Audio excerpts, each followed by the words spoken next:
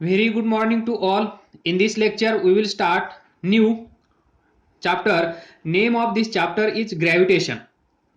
पाठीमागच्या टॉपिकमध्ये आपण डिस्कस केलं की एखादी बॉडी असेल, समजा ही बॉडी असेल आणि ही बॉडी स्टेशनरी असेल, तर या बॉडीला मूव्ह करण्यासाठी आपल्याला एक्सटर्नल फोर्स अप्लाय करावा लागतो. हे आपण पाठीमागच्या टॉपिकमध्ये पाहिलं, force and laws of motion या टॉपिकमध्ये. आणि ही बॉडी जर मोशनमध्ये असेल, तर ही बॉडी थांबवण्यासाठी या बॉडीवर आपल्याला फोर्स अप्लाय करावा लागतो. म्हणजेच force is required to move this body और force is required to stop this body. म्हणजे फोर्स शिवाय कुठलंही काम होणार नाही, हे आपण पाठीमागच्या चॅप्टरमध्ये डिस्कस केलं आहे. तर फोर्सचं महत्त्व आपल्याला कळलं आहे, फोर्सची आवश्यकता आपल्याला समजली आहे, फोर्स शिवाय आपण कुठलंही काम करू शकत नाही हे आपल्याला कळून चुकलं आहे. तर आपण त्या बेसवर या नवीन टॉपिकला सुरुवात करणार आहोत. तर पहा, that number 1, a force is required to move the body or force is necessary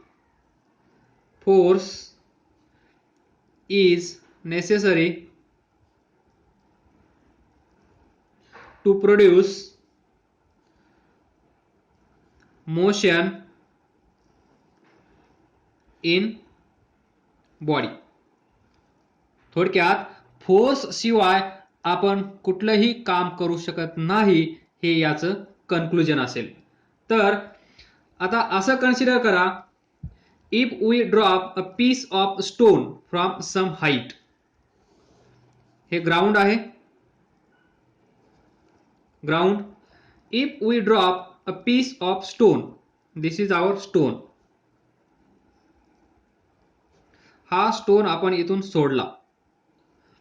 drop a piece of stone from some height. This is height. The stone काय होईल? Any guesses? सर्वांना माहित आहे, हा जो स्टोन आहे हा डाऊनवर्ड डायरेक्शन मध्ये येईल, ग्राउंडवर येऊन आराम करेल. आल्यानंतर जर हा इलास्टिक असेल, रबर बॉल असेल, तर तो परत जाईल. पण हा स्टोन आहे तर हा परत जाणार नाही. म्हणजेच stone false down towards the अर्थ. हा जो स्टोन आहे, ज्यावेळेस आपण या ग्राउंड पासून, याला आपण या टॉपिकमध्ये अर्थ म्हणणार, अर्थ सरफेस पासून काही हाईट वरून जर आपण स्टोन सोडला तर तो खाली येतो, हे सर्वांना माहित आहे. तर मग हा खाली का येतो याचं उत्तर आपल्याला या टॉपिकमध्ये भेटणार आहे. तर याचा अर्थ पहा, हा स्टोन खाली येत आहे, म्हणजेच या स्टोनवर कोणीतरी फोर्स अप्लाय करत असेल, कोणीतरी फोर्स एक्झर्ट करत असेल. कारण आपल्याला माहित आहे टॉपिक 2 मध्ये, that is force and laws of motion, या टॉपिकमध्ये आपण डिस्कस केलं की कुठलीही बॉडी जर रेस्टला असेल तर तिला मोशनमध्ये आणण्यासाठी फोर्सची आवश्यकता आहे. ती बॉडी मोशनमध्ये असेल तर ती बॉडी स्टॉप करण्यासाठी सुद्धा फोर्सची आवश्यकता आहे. तर हा स्टोन विदाउट फोर्स खाली कसं काय जाऊ शकतो, हा क्वेश्चन मार्क आहे. तर याचा अर्थ असा असेल, हा जो स्टोन आहे, ही जी बॉडी आहे, या बॉडीवर कोणीतरी न कळत, आपल्याला न सांगता, आपल्याला दिसू न देता, चुपचाप या बॉडीवर कोणीतरी अटॅक करत आहे आणि त्या अटॅकमुळे ही बॉडी खाली येत आहे. त्या अटॅकलाच आपण काय म्हणतो, एक फोर्स या बॉडीवर ऍक्ट होत आहे डाऊनवर्ड डायरेक्शन मध्ये, आणि त्या फोर्समुळे ही बॉडी म्हणजेच हा स्टोन खाली येत आहे. म्हणजेच ही जी अर्थ आहे, ही अर्थ या स्टोनवर फोर्स एक्झर्ट करत असेल. इन शॉर्ट, ही अर्थ या स्टोनला इकडे बोलवत असेल, इकडे ये असं सांगत असेल, त्यामुळेच हा स्टोन इकडे येत असेल. मग अर्थ याला इकडे बोलवत असेल तर अर्थ या स्टोनवर फोर्स अप्लाय करत असेल असा आपण निष्कर्ष कन्क्लुजन काढू शकतो, कारण अर्थ कडे हा स्टोन येत आहे. आणि आपल्याला हे माहित आहे फोर्स शिवाय या स्टोनवर फोर्स एक्झर्ट झाल्याशिवाय हा स्टोन खाली येणार नाही, हे पण आपल्याला माहित आहे. तर पहा, याच्यावर फोर्स ऍक्ट होत आहे एवढं याच्यातून आपल्याला कन्क्लूड करता आलं. म्हणजेच फोर्स इज देअर. ही जी सिच्युएशन आहे, इथे जे घडत आहे या प्रोसेसमध्ये फोर्स अवेलेबल आहे. Without force this motion is not possible. जर हा स्टोन खाली येत असेल तर एफ तिथे असेल, हे 100% सत्य आहे. आणि हे आपण या कन्क्लुजन मधून पाठीमागच्या टॉपिकच्या समरीवरून असं सांगू शकतो. तर पहा, हा फोर्स कुठून येत असेल? This force is due to attraction between earth. जो हा फोर्स आहे, हा force is there. This force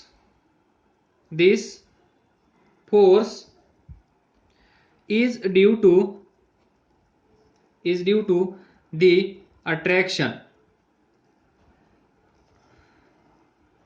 attraction between the stone and earth. ही अर्थ हा स्टोन या दोघांमध्ये अट्रॅक्शन होत आहे. तर this force is due to the attraction between stone and earth, that is, and this force of attraction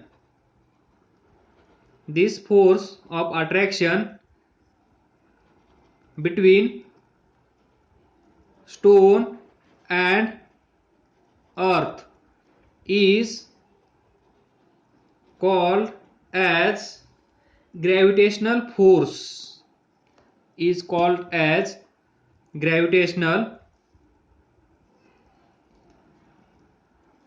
Gravitational force of earth. या फोर्सला आपण एक नाव दिलं आहे, हे नाव तुम्हाला लक्षात ठेवायचं आहे. That is gravitational force of earth. ही अर्थ या स्टोनला खेचत आहे. That is gravitational force. यालाच आपण म्हणू शकतो this is called as gravity of earth. This is called as gravity of earth. हा जो फोर्स आहे, ज्या फोर्समुळे अर्थ वरून वर फेकलेली प्रत्येक गोष्ट, प्रत्येक ऑब्जेक्ट, प्रत्येक बॉडी परत अर्थकडे येते. म्हणजेच ती कुणामुळे येत असते? Due to this gravitational force of earth किंवा दिस ग्रॅव्हिटी ऑफ अर्थ. म्हणजे अर्थ माहित आहे तुम्हाला, earth is a big magnet. जर हा ऑब्जेक्ट समजा मॅग्नेट असेल, तर इथे ठेवलेला आयर्न पार्टिकल जसा या मॅग्नेटकडे खेचला जातो, त्याचप्रमाणे प्रत्येक बॉडी, प्रत्येक ऑब्जेक्ट नियर बाय और इन स्पेस या अर्थकडे खेचला जातो. अर्थवर येऊन त्याला आराम करावाच लागतो. जर या स्टोननी असा विचार केला, मला इकडे जायचंच नाही, मी इथेच बरा आहे, मी इथेच खुश आहे, मला इकडे येण्याची इच्छा नाहीये, मला इथेच राहू द्या, तरी या स्टोनला ही अर्थ इथे राहू देणार नाही. कारण because of this force, gravitational force of अर्थ or gravity of earth. आणि यामुळेच जो वर फेकलेला स्टोन असतो किंवा वरून सोडलेला, बिल्डिंग वरून सोडलेला, एखाद्या टावर वरून सोडलेला किंवा एखाद्या ट्री वरून सोडलेला स्टोन खाली येतच असतो. Stone drop from height falls towards earth because earth exert a force of attraction called gravity on the stone and pulls it down. हा जो स्टोन आहे या स्टोनवर हा फोर्स ॲक्ट होईल. या फोर्समुळे हा स्टोन खाली येईल. या फोर्सला आपण म्हणतो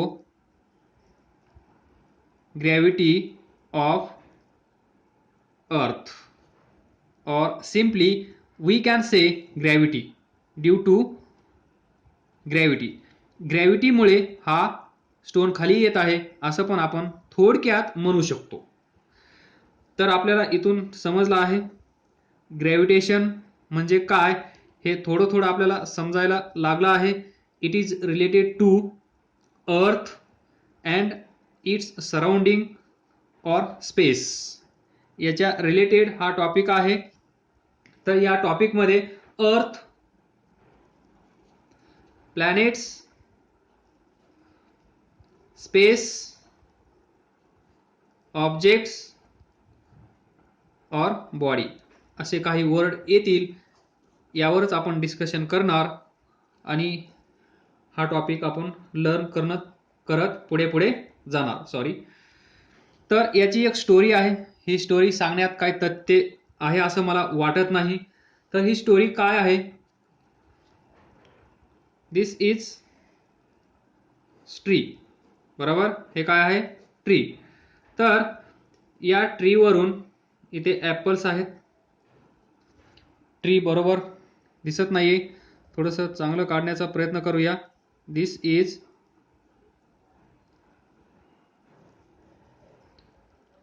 ट्री.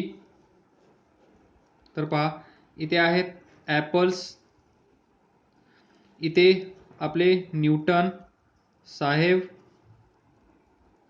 झोपले होते. तर हा इथे येऊन पडला. कोण? ॲपल. तर हा ॲपल खालीच का आला? हा वर का नाही गेला? इकडे का नाही गेला? इकडे का नाही गेला? तो खालीच का आला? हा क्वेश्चन या न्यूटन सरांच्या डोक्यामध्ये आला आणि तिथून या फोर्सची म्हणजेच अर्थ प्रत्येक बॉडीला, प्रत्येक ऑब्जेक्टला स्वतःकडे खेचत असते हे यांनी दाखवून दिलं. हे आहे यांचं योगदान फिजिक्समध्ये. म्हणजेच यांनी असं दाखवून दिलं, हा जो ॲपल आहे या ॲपलवर force of attraction between this apple and between this earth exerts. इथे फोर्स ऑफ अट्रॅक्शन आहे. That is earth exert a force of attraction. ही अर्थ या ॲपलवर फोर्स एक्झर्ट करत आहे. त्याला आपण काय म्हणतो? अर्थ exert a force of attraction on this apple, and this force of attraction is called as gravitational force of earth or gravity or gravity of earth. थोडक्यात तुम्ही असं म्हणू शकता ग्रॅव्हिटी. या ग्रॅव्हिटीमुळे हा ॲपल खाली आला आहे, किंवा ग्रॅव्हिटी ऑफ अर्थ किंवा ग्रॅव्हिटेशनल फोर्स किंवा force of attraction between these two bodies. ही पण एक बॉडी असेल, ही पण एक बॉडी असेल. ही बॉडी ॲपल आहे, ही बॉडी अर्थ आहे. या दोघांमध्ये फोर्स ऑफ अट्रॅक्शन होत आहे. या फोर्स ऑफ अट्रॅक्शनमुळे ही बॉडी इकडे येत आहे. तर तुम्हाला असा प्रश्न पडेल, ही अर्थ, हा ॲपल अर्थलाच का इकडे खेचत नाही? असा क्वेश्चन तुम्हाला पडला असेल. तर याचं मास पहा, खूप लहान आहे. अर्थचं मास खूप खूप आहे. तर याचं मास कमी असल्यामुळे अर्थ याला इकडे खेचत आहे. इन शॉर्ट असं लक्षात ठेवा.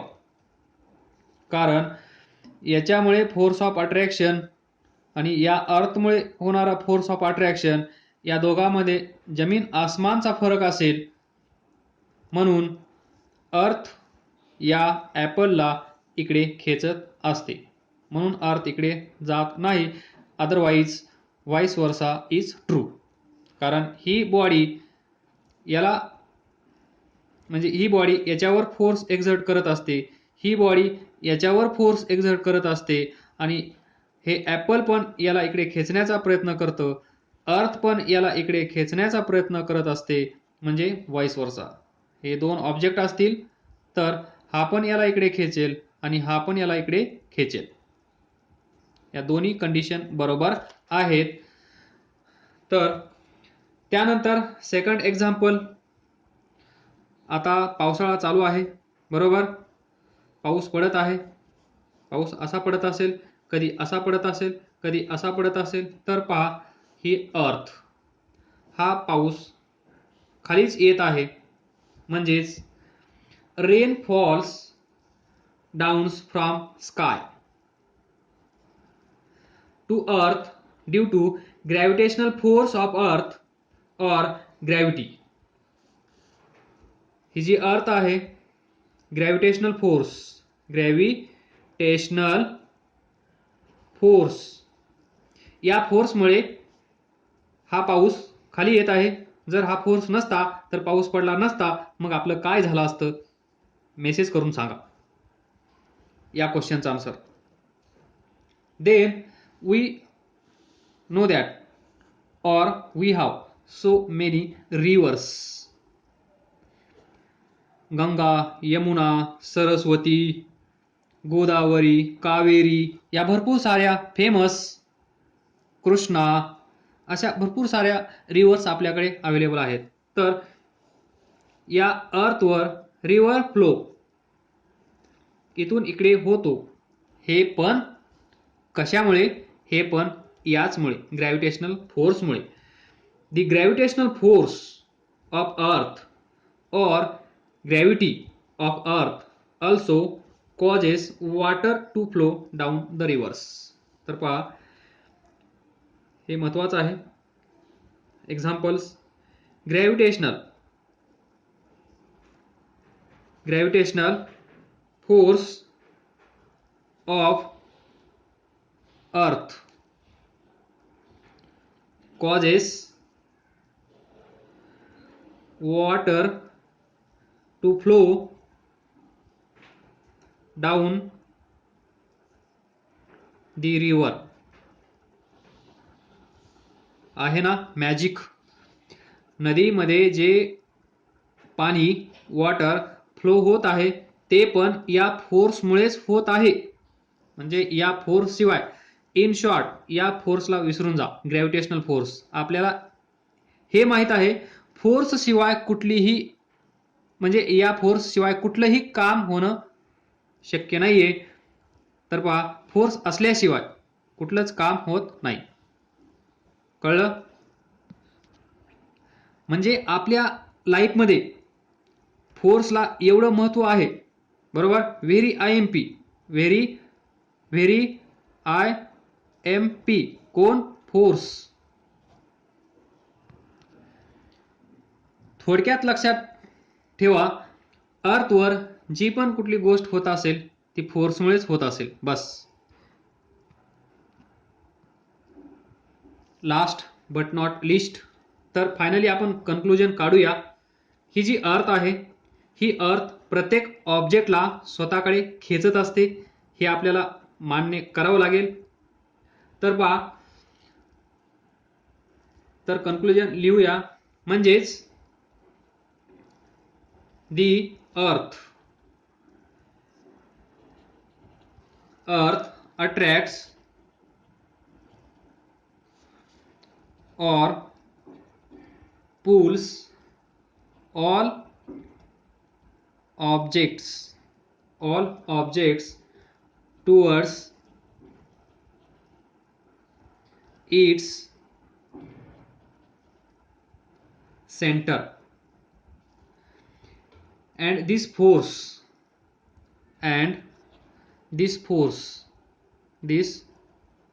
force with which the earth pulls the object, pulls or attract the object towards it is called as the gravitational force. Gravitational force of earth. Bracket मध्ये लिहायला विसरू नका.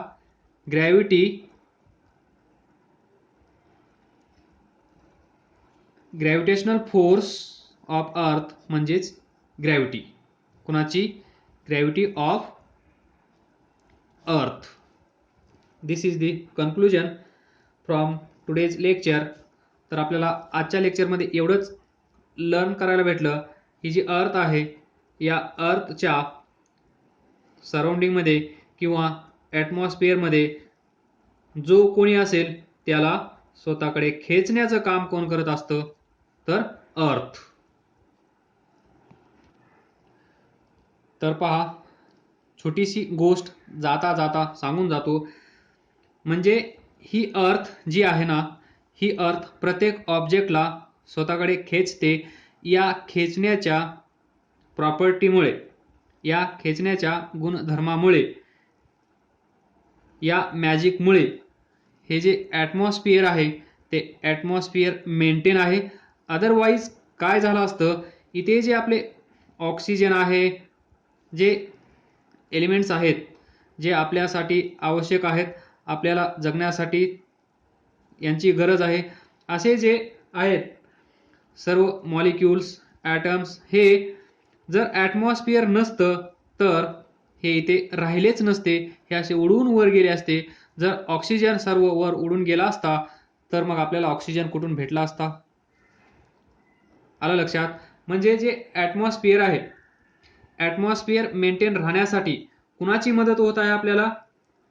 या ग्रॅव्हिटेशनल फोर्सची. याच्याशिवाय हे शक्य नाही. पुन्हा रेन फॉलिंग टू अर्थ, जो पाऊस पडतो, जर इथे या अर्थकडे अशी जादू नसती तर पाऊस पडला नसता. पाऊस पडला नसता तर आपलं काय झालं असतं हे तुम्हाला चांगलंच माहीत आहे. त्यानंतर रिव्हर फ्लो हे याच्यामुळेच होतं. हे पण खूप महत्त्वाचं आहे. तर हे पण आपल्या आयुष्यामध्ये जगण्यासाठी आवश्यक आहे. वॉटर, म्हणजे वॉटर अर्थची जी प्रॉपर्टी आहे त्यामुळेच फ्लो होत आहे. हे पण आपण विसरून चालणार नाही. तर हे सर्व घडत आहे एका छोट्याशा फोर्समुळे, आणि त्या फोर्सचं नाव आहे ग्रॅव्हिटेशनल फोर्स ऑफ अर्थ किंवा ग्रॅव्हिटी ऑफ अर्थ, ज्यामुळे हे सर्व मेंटेन होत आहे. आणि याच कारणामुळे हा समजा मून आपली ॲक्सेलरेशन ड्यू टू ग्रॅव्हिटी किती आहे? 9.8 मीटर पर सेकंड स्क्वेअर. बरोबर. तर इथली ॲक्सेलरेशन ड्यू टू ग्रॅव्हिटी खूप कमी आहे. मास मूनचं 6 टाइम्स कमी आहे. बरोबर. मास 6 टाइम्स कमी असेल तर ॲक्सेलरेशन ड्यू टू ग्रॅव्हिटी पण 6 टाइम्स कमी असेल. म्हणजे इथे जर हा ऑक्सिजन असेल तर या ऑक्सिजनला हा मून इथे ओढून असा ठेवूच शकत नाही, कारण force of attraction, gravitational force, म्हणजे या मूनकडे ही जादू नाहीये, म्हणून हा ऑक्सिजन हवेत उडून जातो. म्हणून मूनवर ॲटमॉस्फिअर नाहीये. हा पण डिफरन्स लक्षात ठेवा. काही डाऊट असेल तर विचारा. काही समजलं नसेल तर विचारा. अभ्यास करत राहा, पुढे जात राहा. All the best. थँक्यू.